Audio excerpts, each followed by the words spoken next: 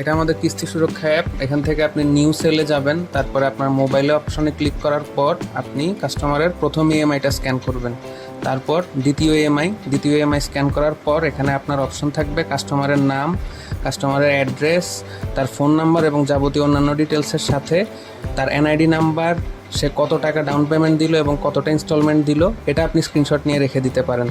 পরবর্তীতে আপনি ডিভাইসের আন্ডারে গিয়ে সেখানে অ্যাক্টিভেট করে নেবেন আপনার ডিভাইসটা।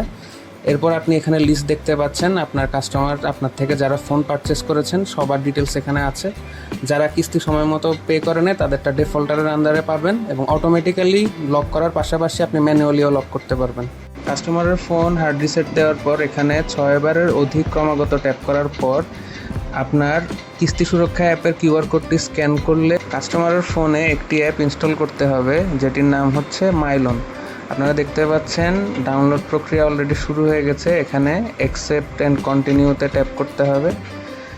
পরবর্তীতে ডিভাইস রেজিস্টার হচ্ছে, এখানে কিছু সময় আমাদের অপেক্ষা করা প্রয়োজন।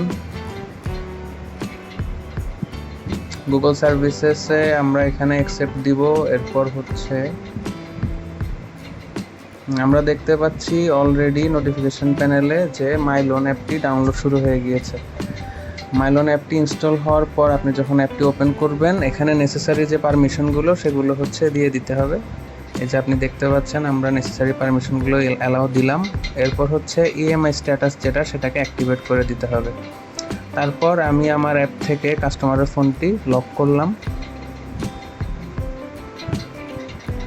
এখন আমরা দেখতে পাচ্ছি কাস্টমারের ফোনটি লক হয়ে গিয়েছে এবং হার্ড রিসেট সহ যত উপায় আছে যে কোনো উপায়ে কাস্টমার ট্রাই করলে সেটি আনলক করতে পারবে না। আমি যখন আবার এখান থেকে আনলক করলাম তখনই কেবলমাত্র কাস্টমার তার ফোনটি আনলক অবস্থায় ফেরত পেয়েছে। ধন্যবাদ।